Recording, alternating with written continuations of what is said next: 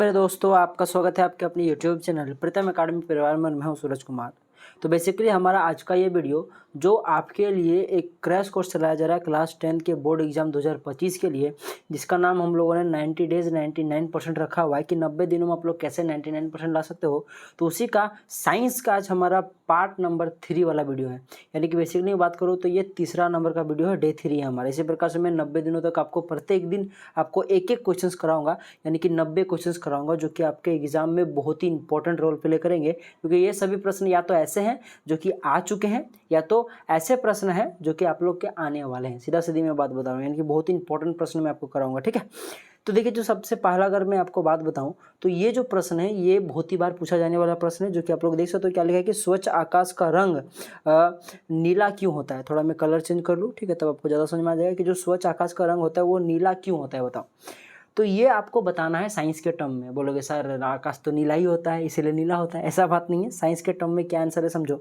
देखो क्या होता है कि देखो, प्रकाश जो होता है वो प्रकिरणित होता है, प्रकाश नहीं होता है। प्रकाश के जो कलर्स होते हैं, प्रकाश में टोटल 7 कलर होता है। एक श्वेत प्रकाश टोटल जो होता है 7 कलर से मिलकर बना होता है। ठीक है, उसमें से सभी कलर कोई ज़्यादा प्रकिरणित होता है तो कोई कम प्रकिरणित होता है। तो क्या होता है कि नीला रंग जो होता है ना, क्योंकि नीला भी एक रंग है जिससे मिलकर सफ़ेद प्रकाश बनता है। ठीक है ना, 7 में से एक कलर नीला भी होता है। तो नीला क्या होता है, उसका तरंगदैर्घ्य सबसे कम होता है, जिस कारण से वो ज़्यादा प्रकिरणित होता है। प्रकिरणित मतलब ये समझो कि ज़्यादा फैलता है। इसी कारण से क्या होता है कि वैसा वायुमंडल में ज़्यादा हमें नीला रंग दिखाई देता है। ठीक, क्योंकि ये सबसे ज़्यादा फैलता है। ठीक है, यही कारण है। ठीक है, तो वैसे लिखा है कि प्रकाश के प्रकीर्णन के कारण आकाश का रंग नीला होता है। यही चीज़ यहाँ पे मैंने आपको बताया। तो आपका यहाँ पे एक ऑब्जेक्टिव भी बनकर आ गया कि किसके कारण प्रकाश का रंग नीला होता है। तो प्रकाश के प्रकीर्णन के कारण। ठीक है, सूर्य का प्रकाश जब वायुमंडल में प्रवेश करता है, देखो सूर्य का प्रकाश सबसे पहले सूर्य से होते हुए अंतरिक्ष से होते हुए पृथ्वी पर एंटर करता है, पृथ्वी के वायुमंडल में एंटर करता है। तब क्या होता है कि प्रकाश का प्रकीर्णन होता है, क्योंकि प्रकीर्णन होने के लिए एक प्रकार का अपवर्तन का घटना होता है। तो अपवर्तन होने के लिए माध्यम चाहिए।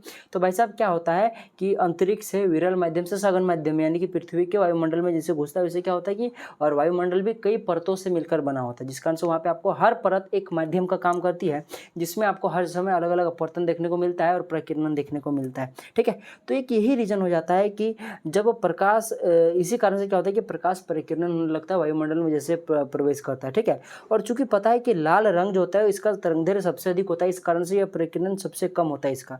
जबकि जो नीला रंग होता है इसका सबसे कम तरंगदैर्घ्य होता है, इस कारण से इसका प्रकीर्णन सबसे ज़्यादा होता है, नहीं सबसे ज़्यादा फैल जाता है।